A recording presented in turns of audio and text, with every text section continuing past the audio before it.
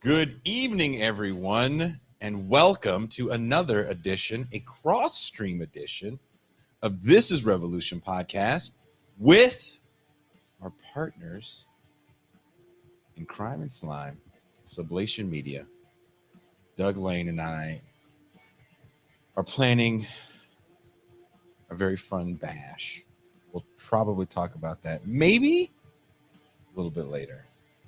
But if you are new to this channel, please hit like, please hit subscribe. If you're new to Sublation Media and you're watching there and you haven't done it yet, please hit like, please hit subscribe. Don't forget to hit the notifications bell, as Doug and I are constantly adding new programming to our channels all the time. We want you guys to be alerted when these new shows drop. You know how I know Doug is adding new shows to his channel? Because we are on a group chat.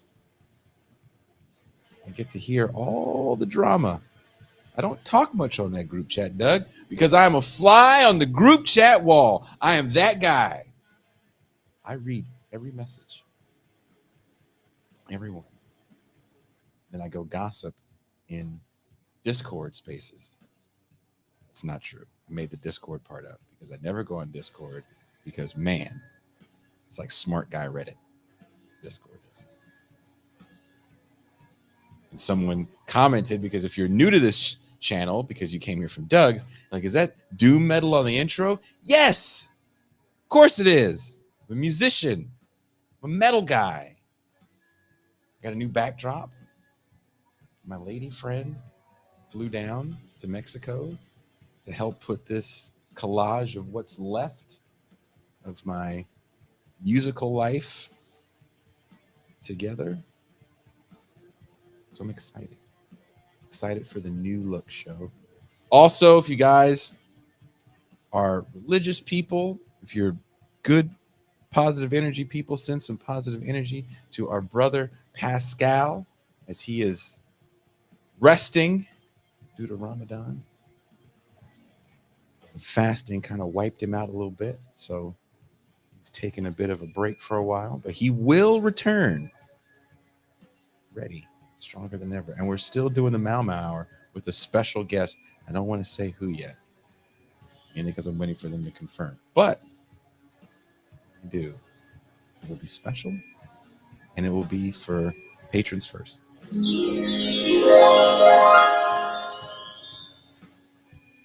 Before we bring in our guest, Doug Lain, I want to play the intro clip that I made for the show.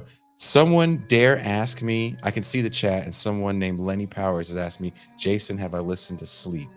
Of course. I'm from the San Francisco Bay Area. I used to be in the same practice space as Matt Pike and the High on Fire guys. Of course. Of course. Lenny, are you new to the show? Have you not listened to countless music stories I've told? Lenny, pull up a chair, buddy. Because Doug and I are going to tell some stories. He doesn't have the same tour stories as I do. But he does have stories too, as we were telling some off air that I won't repeat. Doug is giggling in the virtual green room. That's always a good thing. So here's the intro clip to get you guys ready for what we're going to talk about today. The virtual world in which we live in.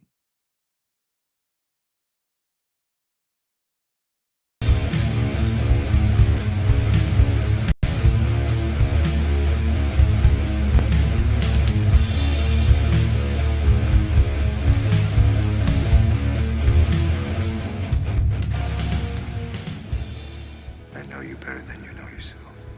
Never had a camera in my head. You're afraid. That's why you can't leave.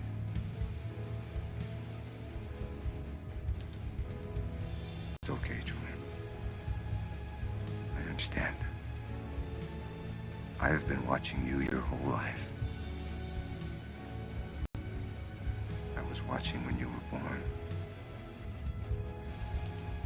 I was watching when you took your first step. I watched you on your first day of school. episode when you lost your first tooth. You can't leave, Truman. You belong here. With me. In the 1998 film The Truman Show, Jim Carey plays the title character, Truman Burbank, who lives an idyllic life in a quaint coastal town that is a cliche of 1950s Americana. A perfect town free of crime, traffic, or unhappy people. Unbeknownst to Truman, the town, his home, is all a lie. He exists in the largest movie set in the world where his entire life is filmed and broadcasted 24 hours a day as The Truman Show. From the womb to adulthood, people have followed the adventures of Truman Burbank. From first steps to first kisses, his parents, wife, and friends are all actors. Every experience, every mundane interaction is curated and sold for public consumption by the Svengali of the simulated paradise, the director of the show, Christof. Are we now at a point in neoliberal capitalism where, unlike Truman, we are aware that we are indeed the market commodity? All our human interactions are transactions to be bought and sold. Our only value is a market value. The curated experience isn't a nightmare, it's the gold standard. We'll discuss this. We'll ask these questions and more. This is Revolution. Our subject today, should wiretapping be legalized? Talk to me. Say something.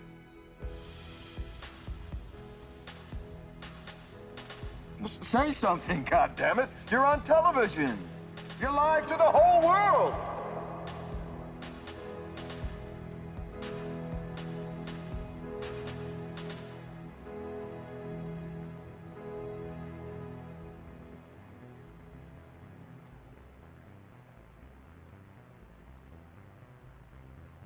In case I don't see ya. Good afternoon, good evening, and good night.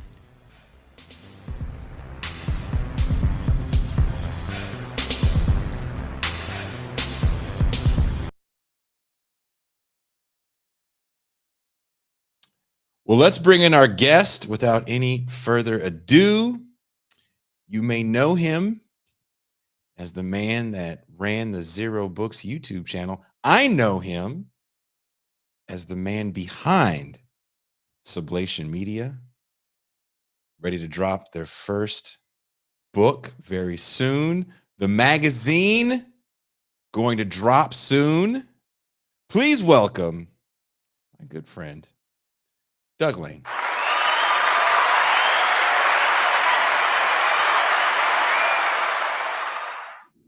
I'm sitting here with my mess behind me, feeling like I need to have someone fly in to get me a backdrop. Looking done. good there. And you know, this is even all the one poster I really wanted was this really cool poster they made for us when we were on tour overseas. And this was all in the trunk of my car for the last 2 years. Well, it looks nice there behind you. You look like you should be doing a radio show that's broadcast at the same time. Like I don't know, some really cool local pirate radio show or something. Yeah, it looks awesome. That's the look I want. I'm gonna get that. I want to do more music shows and then definitely lose more patrons.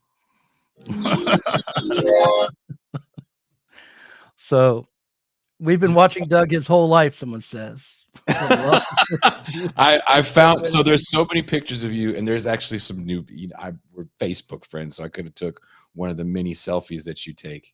Oh, yeah. You know, it's not like you are not without selfies that are taken from very good angles. Yeah.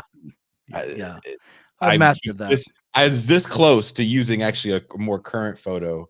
And then, you've been around a minute. You are an OG in this world, not just the podcasting world, but, writing world. You've been around. Yeah. My first book came out in, what was it? My first book came out in 2006, but my first short story professionally sold 99. I've been around. So I Oh, wow. wanted to get the picture where you look just like Seth Rogen. Well, that's every single one. So you could have just taken a I thrown a mean, dart. that one right there. I saw that one. I was like, I gotta get young Doug. There are Before a few. kids. There are a few profile pictures on my Facebook where actually it is Seth Rogen. Just to flip this. I've seen some of those. Yeah. I wanted to get that look where you had that look in your face before you had all 4 of them kids, and they just took all the joy out of your eyes. Yeah. I wanted to get one where you still like the picture I had. There's like, oh look, Doug looks hopeful. Yeah. For all them goddamn kids. Yeah. So yeah, the picture that you're using now is like, geez, the one that's on here. I think I was 38 years old at that point. Were you? In that picture? Yeah. Oh, so you had all 4. Yeah, I had all 4 at that moment. Yep. But some of them were still cute. They were all still cute. Aww. Yeah. Now I don't know if any of them put are. it out so the kids know that you said nice things about them. Yeah, I followed it up though with an insult. But yeah, no, I'm always glad to be on This Revolution. I remember the first time I was on, and it was a smaller show then, and we had a lot of fun, and now you guys are just blowing up. So a lot of that is due to you. When we were still a very small show, right when we started to switch to doing more live streaming stuff, you said, "Can you run some of our live streams on your channel at the time?" And it was huge to getting our message out to more people. So yeah, but I think we're at the point now. I think this is the last time you have to mention that, because at this point on, it's all you, man. It's all no. what I you're doing. have to always give thanks. It's when you Right. you forget when you don't give thanks. So All right. there's a few people in this world that have actually in this world and in the podcast world that have reached out and helped me out. So I always have to give thanks to those people, because not everyone is helpful and as kind as people like you and Ben and Sam, some other cats. Yeah. Let's talk science fiction-y movies. I wrote this thing here so I could be prepared for you to be smart for a second. We are in a moment where, unlike Truman Burbank, and I found this out, and maybe you knew this, his name is Truman because he is the true man on the show. Everyone else is an actor. We are very aware that cameras are rolling. We are modeling and performing for them at all times. Every experience must be documented. It must be shared. We must be rewarded by peripheral acquaintances with generic virtual hearts and inconsequential thumbs up. We are all Truman now because we are selling a brand, and that brand is us. Have you ever commented on the behavior of a friend and said that they were on brand with their actions? Influencer culture isn't something we have to search for. It's ubiquitous. Even our children can be silenced and mesmerized by watching on YouTube other children playing with toys. This channel is dwarfed by channels starring average people opening boxes of products. We're streaming commercials and loving every minute of it. Recently, I was reading an article about the culture of event of the last decade or so, Coachella. Many look at it like Woodstock for millennials and Zoomers, but it is a bombardment of branding. Every stage has a name, has a brand name. It is the antithesis of Woodstock. Doug Lain, what say you about the Truman Show in this current moment? Well, I will say that the reason why I decided to create another video essay, and mention the Truman Show in the essay, kind of use the Truman Show as a way to explain ideas, was because I have been going backwards through a book that's just been a touchstone for me since the 90s, since I was young, called The Society of the Spectacle. And if you watch the Truman Show and you're familiar with this old book, it seems to me evident that the filmmakers were aware of the critique of Debord and his book, The Society of the Spectacle, because in that book, this old French radical describes a modern life as a life not lived but viewed, or one where you're forced to be in the audience of your own life, where you are turned into a passive observer of history. And I'm at the point in the book where I'm reading about how modern conditions of life, the capitalist society, the commodified world, transforms our sense of time and keeps us from being able to live out history as something that we're actively participating in, something we're actually shaping. And the Truman Show is about a man who discovers that he's being turned into kind of if not a passive observer, then um, a puppet of forces that are beyond his control in his life. He's the star of his life, which is more than many of us get to be, but he's also scripted, manipulated, and observed. And he realizes that the world he is in is artificial, constructed, manipulating him, and he attempts to break free.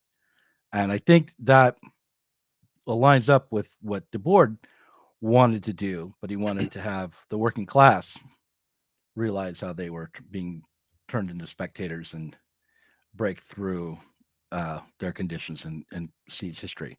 So that's why the Truman Show seemed like a good thing to point to. One of the things about the Truman Show at that moment, when it came out in '98, it was coming out right around the same time The Matrix was going to come out. There was a movie called the 13th Floor, Existence, the Ed TV. This was on people. This sort of critique of the contemporary world as a spectacle Well, was on let's everyone's kind of. mind. Would you say this? And this is how I look at science fiction, as I've been Mhm. watching all these 1980s Twilight Zone episodes, which are not very good. Science Spielberg fiction. had something to do with that, right? Did Spielberg? Kubrick? No, Oh, Spielberg. no, Spielberg did Amazing Stories, Okay, right. Okay. and that's when they like, okay, we're going to come out with Twilight. So everything's Yeah. copycat. Yeah, right. So science fiction to me is always of its time, right? Watch science fiction from the early 70s. It's all about the environment because there was a big environmental movement. Hmm. You watch the who's the guy we're talking about that did RoboCop and Total Recall? Oh, Talking about. I know exactly what you're talking I about. can't think of the guy's name for the life of me right now, but you watch his films and they definitely really nail neoliberalism because that's going on at that moment with Paul with real Verhoeven is who I think you're Verhoeven. thinking of. Thank you, Verhoeven. And when I watched the Truman Show, the things that I was reading about what they took out of the film, as far as what they didn't go with, what the original script was supposed to be, how he was supposed to be a high school kid that comes of age. They wanted to do it in a major metropolitan area. And the reason why they said no major metropolitan area, they were like, we don't want it to look dystopian, which I thought was interesting. Changing him to a 30-year-old man having a midlife crisis and then making the city look idyllic really takes away any sort of science fiction-y atmosphere to the film, because when we think of science fiction, as Dr. Michael Harris always says, we're still all stuck in Blade Runner. Blade Runner is is the current state of, to me, how we look at sci-fi films. And the Truman Show, we have at this point, reality television is a little less than 10 years in, and it's really dominating network TV. And another thing, when you look at the Truman Show, that I was thinking about when I was watching it, and then I watched that Twilight Zone thing that I want to watch later for the patrons with Doug in the champagne room. But there's no distractions. It's such a 90s thing. In the 90s, you could have a television phenomenon. Lost, the last episode of Seinfeld, right? These things can happen in TV. Hell, even the Super Bowl, to a certain extent, is a much bigger television phenomenon back then, before we all had not just the internet, because the internet did exist. We didn't have devices that we were married to that we could put so much information in. So the idea of the Truman Show, which I still think is interesting, I think the idea of one man or one person capturing the attention of the nation, of the world, it's kind of impossible. Oh yeah, that's for sure.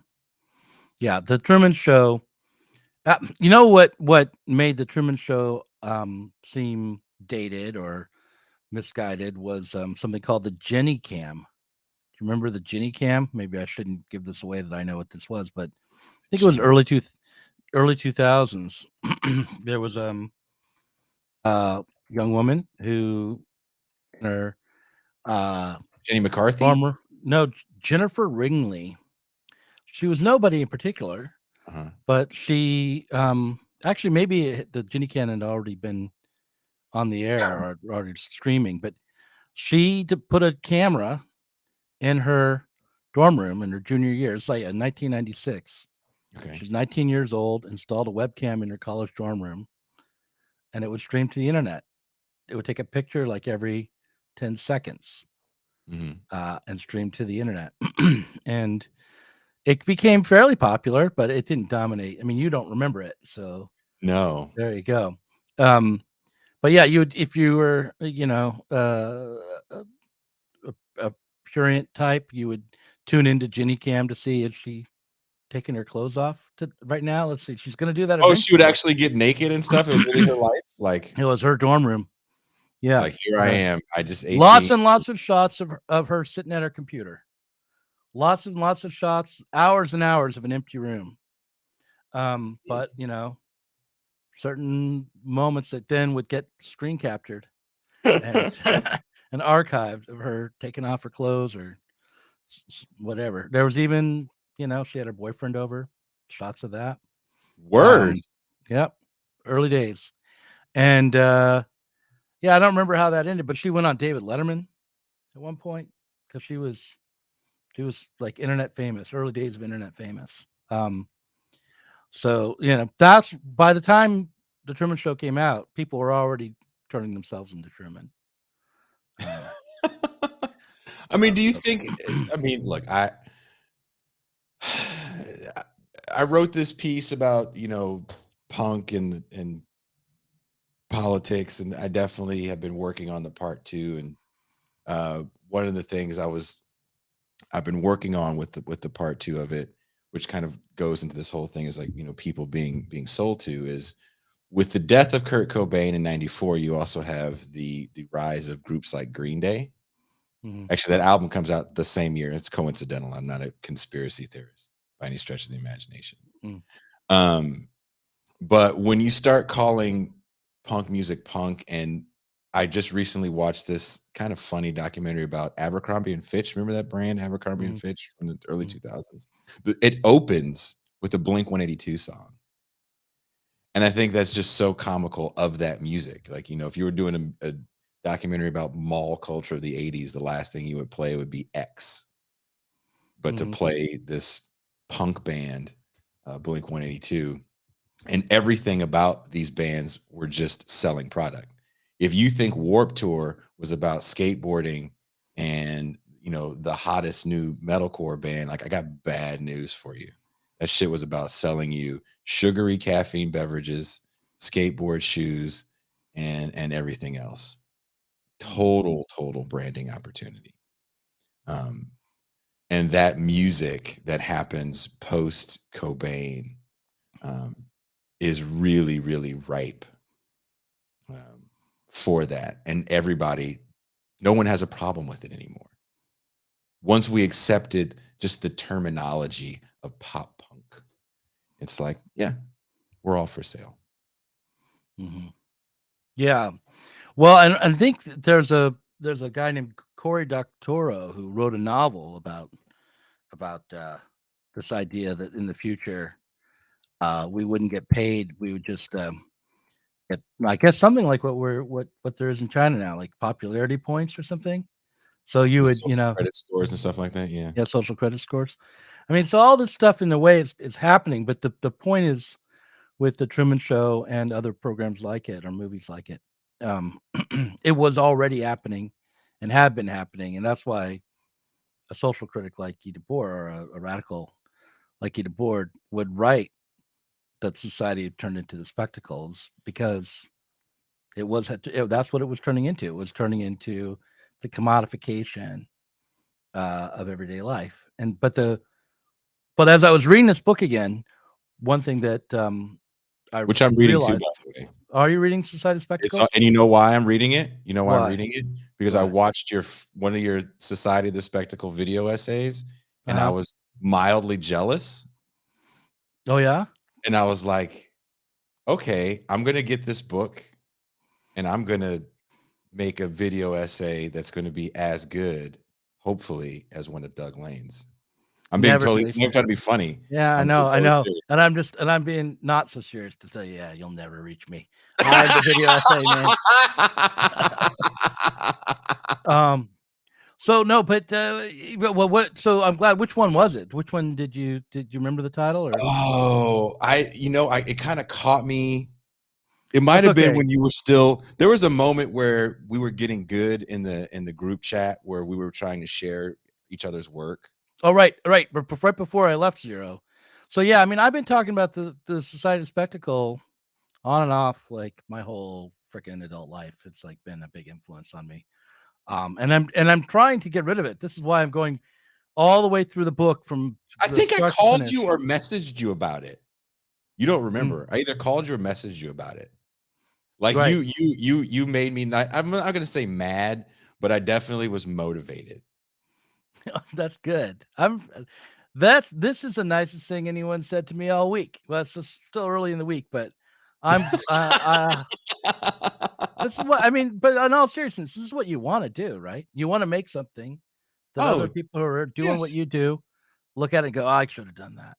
Look, So I'll be honest with everybody watching right now. I lived in this really cool music studio for years, and you in around me there were bands that were much larger than me, and I would get motivated by them if they were making something dope. Actually, when I was doing this show early on, if you listen, you could hear the bleed through from the walls because some of the bands were was a Story So Far was behind us blaring. No, one of those bands with one of those fucking names was blaring through the walls.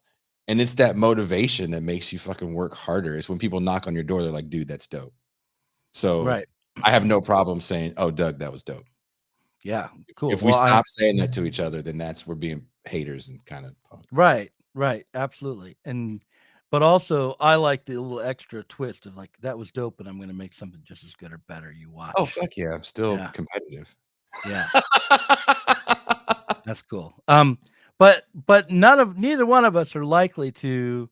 Well, what we should both aim at really is to create something that is as relevant and that sticks in people's heads the way Debord's book did for me. And I think to do that, we'd have to overcome the book. Like that's my goal with doing these videos backwards. Because what I've done is started at the very end of the book. Because the dirty secret about that book is I pick it up all the time and I read the first chapter or two, like all the time, and then that's it.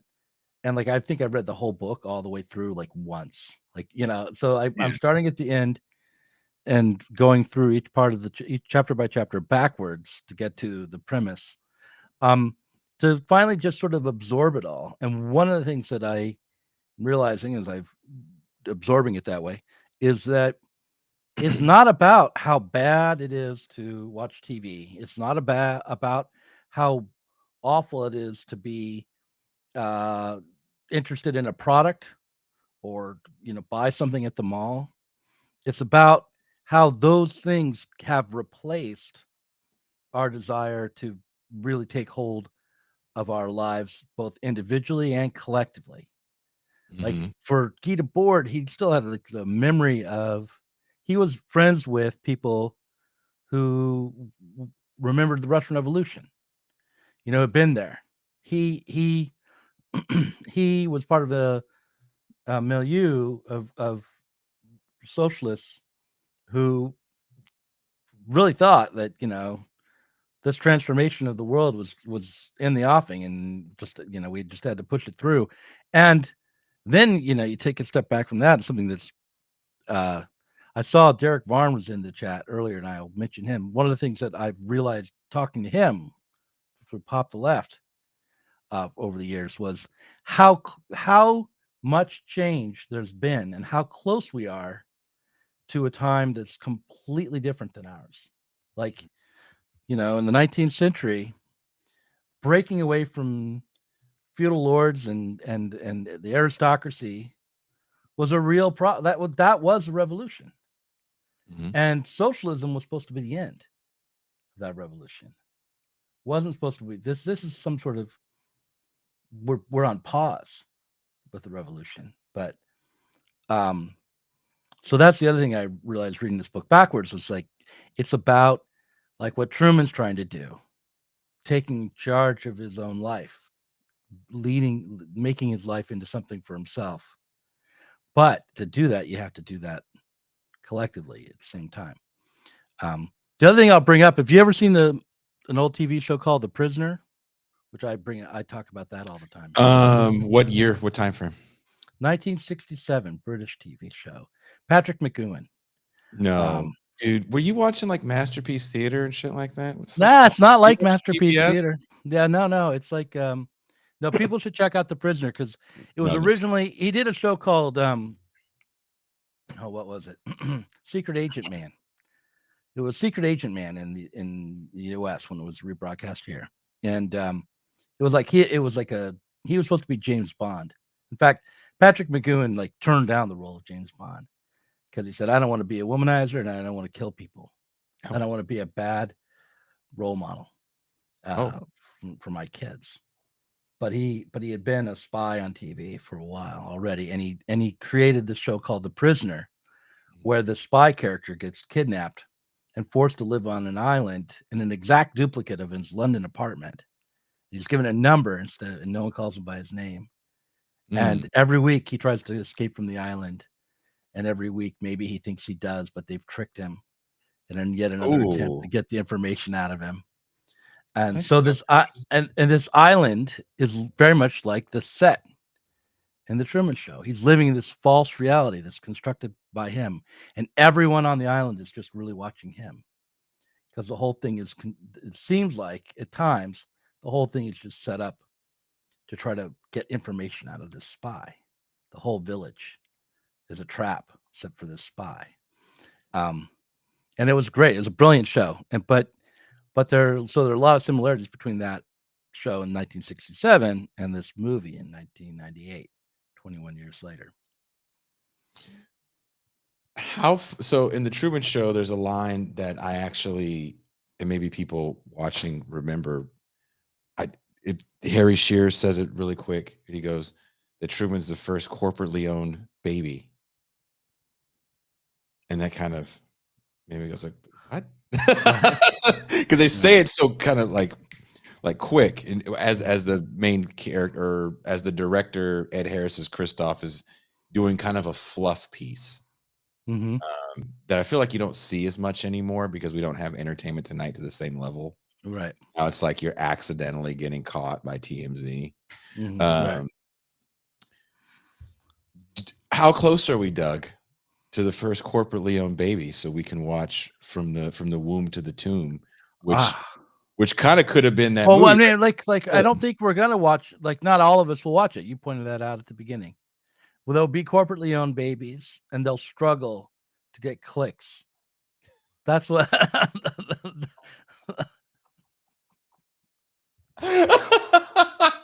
We need a new baby. This little Indian one's not cute enough anymore. Yeah, no, this one's no one's watching little Tubby anymore. That's where's the next baby? Someone says the Olsen twins. Yeah. I guess that's as close as we can get. What I found interesting about it, and then maybe I'm digging too deep. I remember, and since our children are around the same ages, you remember this too. Sonograms were just for the family, right? Yeah. That was it. Maybe you showed the in-laws and stuff, but I had enough kids that I broke through that barrier while my kids were coming out. Really? So yeah, you would go and early days, like with my first kid, we went and they did a sonogram. They took a picture of Ben when he's in the womb. This is what we're talking about. My firstborn, and it was a blur, and I showed it to my family. And And I was like, oh, there's a figure in there. Yeah, it's like, cross your eyes and it'll become 3-dimensional. It's just, but then by the time my third kid came along, They had those good sonograms. it was like almost 3-dimensional, and it was like, that was amongst the better photos he's ever taken, and Do you remember those sonograms? someone says, Doug said, when my kids were coming out, like their albums. Yeah, you didn't know Doug Albums. Cobb's kids like albums? Yeah, I did. I did for a while. I've Noah's been the hottest retired. mixtape in the streets. That's right. There you go. But yeah, like I just the fact that there's like, social media, especially, not so much with us because I'll speak for myself. I'm older. If you're having a kid at my age, props to you. I have been told that at mhm. our age, Jason, the kids might come out not so good. Like it's not just like, you women after the age of 40, that there's a medical risk for having a kid at that age. Turns out our contribution to sperm also ages and things go wrong with it. So the sperm is flying around like old people driving on the freeway. Right. And it can, you conceive a child with old sperm, they're likely to have like schizophrenia or some weird mental stuff going on. That's what I heard recently. Well, I have a dusty sperm. I cannot verify. Yeah, you have, what is that? I have a dusty sperm child. I have a child that in my 40s. That's the Phoenix. Right. Well, I think it's not as early, and like 40s are okay for a man, but at 70 or 60, yeah, you're really tempted fate. So someone says men over 40 have a higher propensity or proclivity to have kids with Down syndrome. So yeah, this is a little off track. Sad stories of old guys. Yeah. Someone said Dusty Sperm is a punk band. Or It's My Life. Which one is it? Yeah, well, I've never been told my sperm was dusty. So sorry. I think that must be an analogy or a metaphor or something. Because if it came out dusty, there's something's really medical wrong.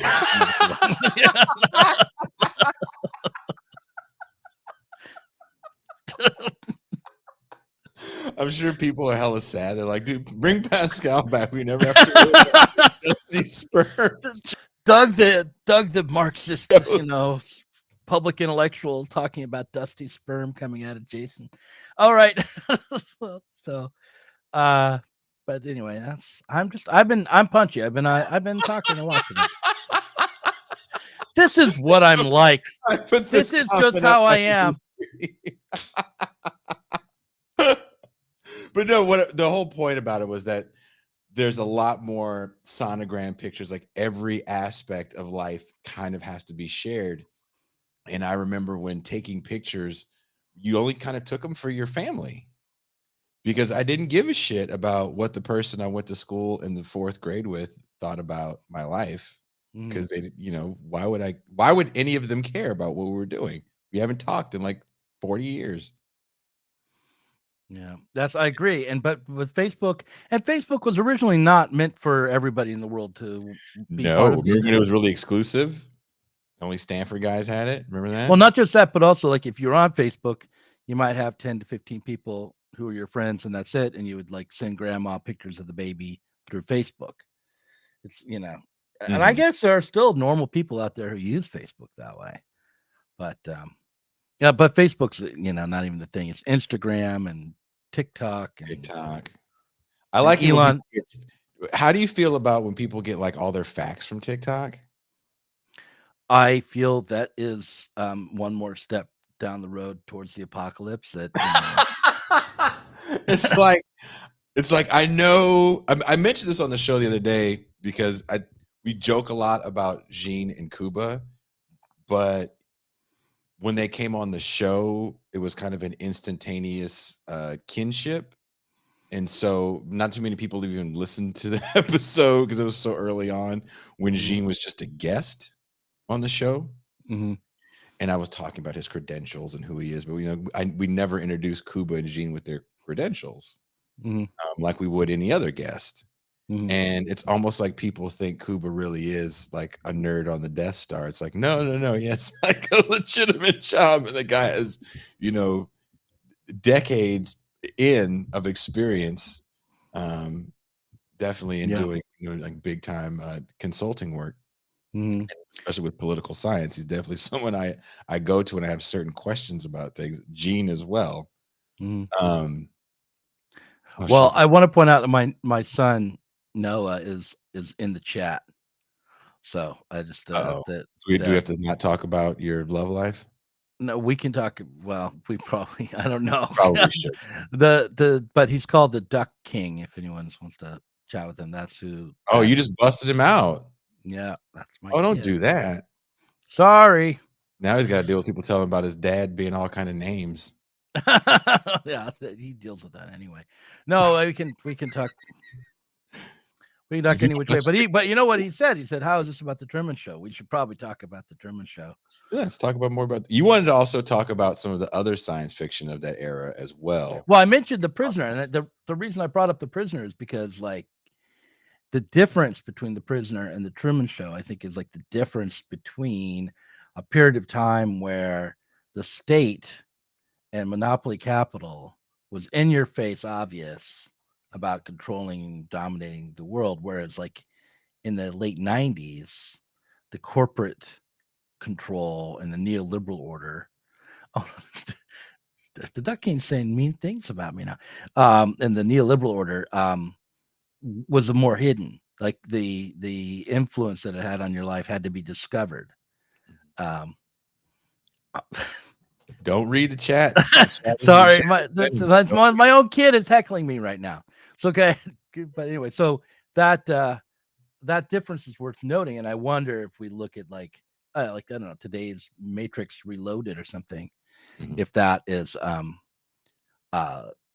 also we can find the difference in our own culture as we watch that change. You made a comment to me because so if you guys are patrons and you want to stick around for the patron after hours, we're going to watch a little bit of a 80s Twilight Zone that I believe J. Michael Straczynski wrote it, called Secret Service. Very Truman-esque, and it was done in like 86, 87. And I think it really, dovetails nicely into what we're talking about here when it comes to the idea of being surveilled. Where when you watch the Truman Show, when he finds out he's being surveilled, it's always kind of like a moment where he feels betrayed. So the whole movie to me is like watching this man constantly be betrayed. I think one of the down parts about the film is the fact that it didn't look more dystopian, that it does look so pretty, because it is really hard to wrap your mind around how evil everything is. His parents are actors. Everyone he interacts with is an actor, and they've given him major phobias that have caused him not to leave this studio island that he's on, killing off his father. Like, that's insane. I know. It's really, And people are watching it as if it's good programming, and there's little subtle things that I never noticed. There's two older women that are constantly watching the show, and I didn't notice till I read a trivia thing that they're wearing the same robe his mom had, because as the Ed Harris character says in the Fluff interview, everything is for sale. So even as Truman is starting to kind of lose his marbles and attack his wife, and I guess originally that scene was to be violent. He was to violently attack her, because keep in mind, this man is finding out that she's not real. Right. That there was a touch of like a hint of violence in that scene. She holds him off with the knife or whatever, and he seems like he's a physical. He grabs her. I think, doesn't he put her in a headlock or something? He puts his hands on her, and he grabs her, and she definitely grabs some grabs knives and then she goes into pitching a product in fear. Well, what happens is she starts to pitch a product. He says, what are you talking about? Are you crazy?"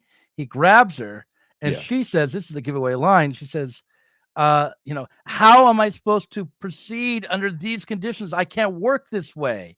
This is unprofessional." She's looking at the camera. Well, and he's like, "Who are you looking at? What are you looking at?" And then his best friend shows Best up, friend comes in. right, always with the same 6-pack of beer, with the product placement with the beer that he's always So much carries fun. around. His saying, "Good afternoon, good evening, and good night." Yeah. We can hit every time zone. Right. right. That's really why they said, and everybody's named after a Hollywood something. There's so much that I didn't see, because now, when I went back and watched it the other day, I'm watching it to have this conversation with you. So first of all, my kid who was in the chat is just now walking in the room, so he can wait. Tell him to walk by. No, He knows she me. was not talking to the camera. Did your voice change? She was talking to his friends. Remember? Who? Oh. What? So don't correct me on the Truman Show. No, we just watched it together. No, his voice did change. Yeah. Oh my God! Look at this guy. He's gotten. Oh my goodness! Noah is the tallest person in our family now. The littlest one. I'm gonna have a tear's gonna roll down my. I know. Yeah. She was talking to his friend. Remember, not to the camera. When he was holding her in a headlock and she then ran over to the friend. Right. No, he came in right after she said that. No, she said that. We'll watch it later. And anyway, it doesn't matter. No, you just go. You're not on this stream. Go back. You go back and chat. Go in the chat. You have homework to do. Yeah. Take a bath. Yeah, for sure. Take a bath. It smells like hot farts and hot fries. That's right. Yeah. So anyway, so he had to correct me on that scene. That's why he came over here, because he was watching me describe the scene to you, and he had to correct me. That was what that was. But that's my life. Do you think my kid's ever gonna call me to tell me I did something wrong? Motherfuckers ain't paid attention to me. Well, sorry. My youngest son told me that he thought I was DJ Lance from Yo Gabba Gabba, and he was heartbroken when he found out that I wasn't. I was like, "Motherfucker, I live with you. How do you think I was?" He was like, "Well, you was on tour with the people. I thought you was DJ Lance." You remember Simon? Yeah. He was heartbroken to find out I wasn't really Seth Rogen. So.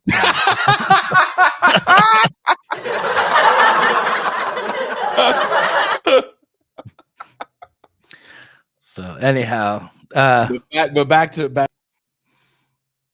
Well, I should say we're coming up on an hour. We got 10 more minutes here, but people should tune in to the Sublation Media YouTube channel, because I'm actually gonna, I swear, knocking on wood, I'm gonna have this video essay edited and out on Thursday about Debord, Society Spectacle, and the Truman Show. So there'll be more and more Truman Show on the Sublation Media channel, and I do think it's better than, like, I find Jim Carrey to be maybe a little off-putting overall. Like, I'm not a big fan of Jim Carrey. Yeah, but I think it stands up despite that aspect of the movie. I thought it stood up well. I think there's little things, if you're really looking for it, that like the fact that it's sunny and pretty and sort of this, all-American city, or little town, that didn't bother me so much, because again, like The Prisoner, the show I keep mentioning you haven't seen, it's all set on this beautiful resort island, and everyone, and everything is refined. Their tea, and it's so, like, the juxtaposition between the dark underbelly and the kind of bright, sunny, clean surface doesn't bother me. David Lynch will use that to some effect in movies like Blue Velvet. I mean, for me, the only I use issue loosely. I don't know if issue is the right word. Critique. There's criticism, maybe. There's a brutality to what's going on to this person, right? Because he doesn't exist in our world now. Looking at it through 2022 eyes, you're like, yeah, whatever. Who wouldn't want to be the biggest TV show in the world? because we all want to be the biggest TV show in the world. And kind of back to what I was saying earlier about the end of history and the rise of pop punk thing I was writing, when the Soviet Union falls, there is no more big bad, and of course everything gets very internal when it comes to the wars we have with ourselves. And when you think about the quote unquote anti-authoritarian music of this time, which is like hardcore punk and hip hop, hardcore punk definitely falls down a rabbit hole of being really cliche. And the pop stuff is literally just product placement. It's just aesthetic. It's pop music with ripped jeans and lip piercings. That's all it is. Hip hop is aesthetic. It's the idea of, I come from this weird, super predator filled environment, but all I'm talking about are name brands that I could barely pronounce. It's just, the 90s was a time for brand freaking loyalty. I remember the criticism when people would say, hey, what do you, Jay-Z, you sure do rap about these brands a lot. They started to say, well, I don't talk about anybody that's not paying me. And that was meant like, oh, well, you're legit. You're only going to rap about people that are paying you. Or you're going to make your own, get your own vodka brand. And that means, why is that legit? Black capitalism wins again. I would think that if you really like something and you rapped about the brand, that would be legit. And if you were being paid to like it, that's selling out. I mean, my Adidas kind of sat alone in the 80s, and then the end of the 90s and through the 2000s, the shiny suit era, it's just all we're doing is selling shit, from cars that are too expensive to just an unreal lifestyle. No one's in the club that goddamn much. At the studio I used to live in, rappers would come in there and this is give a shit. So there's a stage room that we had that was built out. It was at one time a club, and it got shut down by the city. So the stage stayed there, and it had kind of decent lights, but it's a great place to practice your stage show, because you should know, as a musician, you should be able to play in the dark. If your practice room is well lit, venues ain't gonna be well lit. It's gonna be dark. If you can't play in the dark, you're gonna have some problems. So it had very good club lighting, and I'd say at least once a week, some rappers would come in there and try to make it look like a nightclub. I got to get that lifestyle in here. We're constantly selling this lifestyle brand. And the one thing I see that's different is like now people are very comfortable with being the brand. Watching, I don't remember who showed me a Gary Vaynerchuk video, but the first time I saw a Gary Vaynerchuk video, he was talking about the fall of Toys R Us, and he was blaming it on Toys R Us not being innovative. He literally said to millions of people that Toys R Us was like not online. I was like, that's not true. They had been online since the mid 90s. Leveraged buyouts in Toys R Us. Why would you lie to people? But you're selling this idea that you are the man, the businessman. I mean, anyone that believes some jerk off that says that his dad loaned him $1,000 for baseball cards in the 80s and he made a bunch of money, I got a bridge to sell you. Because that is an episode of Amazing Stories, by the way. Is it? Yeah, there's an episode of Amazing Stories where this kid is collecting baseball cards and toys and comic books, and he doesn't do his homework, and he just doesn't do anything, and he lives a life of poverty, but he has all his things from when he was a kid that he really cares about. And then it turns out a collector comes along and pays him millions of dollars for it, and he suddenly is an old man. He's very wealthy because he held on to the things from his youth. So that's Yeah. what. If I held on from anything from if you're my age or slightly younger and you got a garage full of Ken Griffey Jr. rookie cards, you have fun with those paperweights. Yeah, right. I know. It was. Everything You know what so that was produced. when that came out in 1980, whatever. Yeah. It was trying to convince people like me that you can be a nerd and collect all this. That's shit. when like the Beckett's got hot. Look, there was. Let's not lie and say there wasn't a market. Baseball card conventions started popping up everywhere. Mm-hmm. But those people like me that begged my father, who was making like $5 a decade, to take. Someone points out, I thought it was. Someone says the episode I'm talking about had Mark Hamill in it. I think it starred Mark Hamill. It did. Amazing Stories like 86, 87. Yeah, Mark Hamill. Yeah, if you collected baseball cards back then. No, in the Amazing Stories episode, it starred Mark Hamill as a collector. That's all I'm trying to tell you. That somehow is important. Luke Skywalker. Luke Skywalker. He'll always be Luke Skywalker. Yeah. I watched Corvette Summer 25 times. I was like, oh, Luke God. In Corvette Summer. Yeah. That's my favorite movie, even though I haven't seen it I was Corvette trying to Summer? decide. Yeah, what would be a movie that I would be ashamed to admit I love, and it would be Corvette Summer. And it's not nothing. And it's not even because I really know that, because I've seen it like once when I was, around the time it came out. But I went to the drive-in a year or so ago, COVID drive-in time, and I saw a poster for Corvette Summer, and it's like the nostalgia hit me hard. So If not my favorite movie. I'm going to end with this. Okay. If anybody comes to you and tells you about NFTs, you pull out a 1989 Ken Griffey Upper Deck, and you say, "This is an NFT from '89, and it's got me dick so far." With your bullshit dreams. Okay, I will. That's what I'll tell him. I'll tell him that I'll just tell him to give you, a call or ask. I can't talk about NFTs until first you have to talk to my friend Jason. He has something to tell you. Yes, Sean Moon, the Upper Deck Ken Griffey Jr. rookie that you got in a fight for in the lunchroom. Worthless. Yeah. Traded a Jerry Rice rookie for that thing. Worthless. Goddamn Ken Griffey card. And this a-hole is telling people that he sold baseball cards and get the fuck out of my face.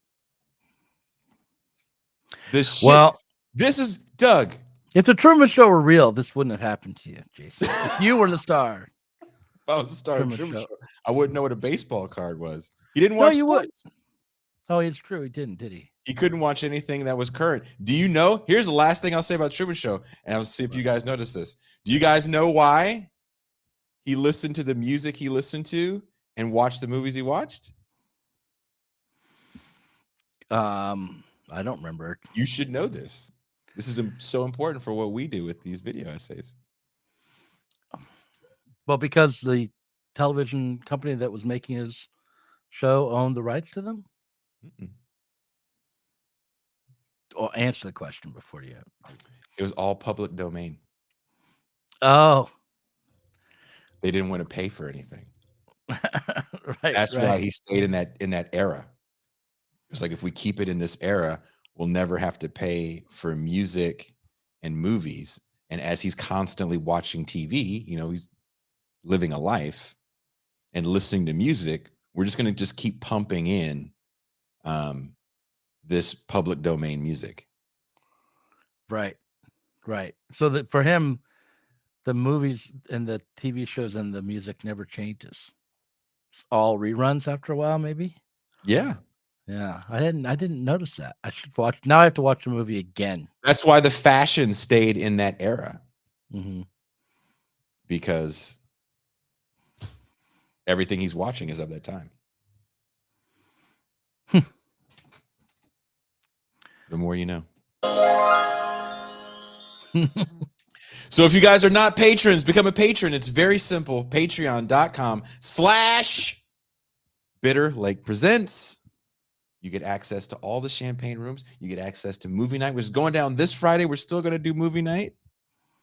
We're still going to do the Mau Mau hour with our brother as he's resting. Special guest. I'll tell Doug who the special guest. Yeah. Well, I know for a fact that people are watching this and going, Doug Lain is not Pascal, and there's no doubt about that. But I hope they enjoyed it. If Pascal was here, we'd be having a longer talk about the neoliberalism of hip hop.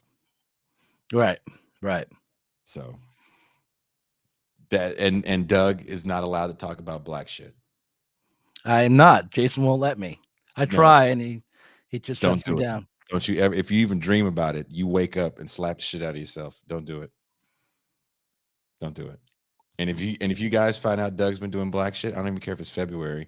You send a message to This Is Revolution, and we will have a firm talking to. Can I enjoy like James Brown, that kind of thing? Can it be from another era? No. Oh no. You just keep listening to Lawrence Welk. God damn it. Lawrence Welk and Terry Manilow.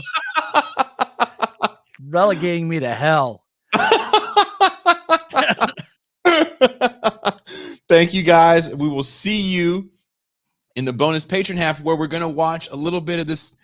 I think it's kind of cool 1987 Twilight Zone reboot that's very, very Truman-esque.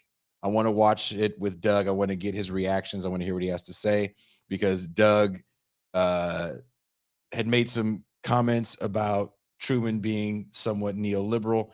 I think this show comes out definitely in Reagan's America, and a lot of those Twilight Zones were extremely right-wing. Whoa. Okay. So thank you guys, and we'll see you in the champagne room. We are out.